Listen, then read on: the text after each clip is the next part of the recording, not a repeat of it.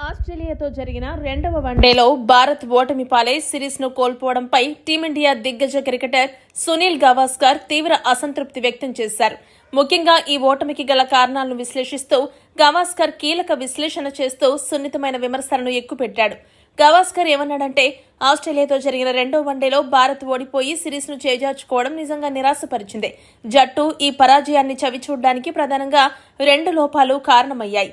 మొదటిది భారత బ్యాటింగ్ వైఫల్యం. ముఖ్యంగా విరాట్ కోహ్లీ, గిల్, కేఎల్ రాహుల్, నితీష్ రెడ్డి వంటి కీలక బ్యాట్స్మెన్ ఆశించినంత గొప్పగా ఆడలేదు. కోహ్లీ, గిల్ త్వరగా అవుట్ అవ్వడం ఇండియాపై ఒత్తిడి పెంచింది.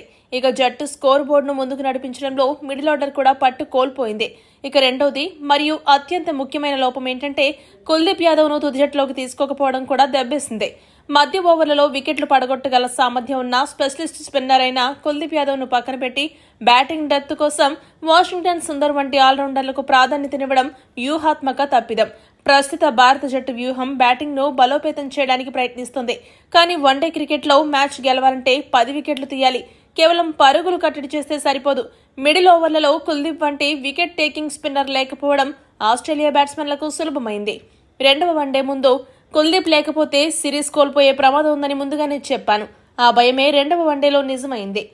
భారత జట్టు బలంగా ఉన్నప్పటికీ సరైన జట్టు కూర్పు లేకపోవడం, ప్రధాన బ్యాట్స్మెన్ వైఫల్యమే సిరీస్ ఓటమికి దారితీస్తుందని గవాస్కర్ విశ్లేషించాడు. టీమిండియా ఓటమిపై గవాస్కర్ విశ్లేషణ సరైనదే అని మీరు భావిస్తున్నారా? మీ అభిప్రాయాన్ని కామెంట్ చేయండి. మరిన్ని స్పోర్ట్స్ అప్డేట్స్ కోసం మా ఛానల్ ను సబ్స్క్రైబ్ చేసుకోండి.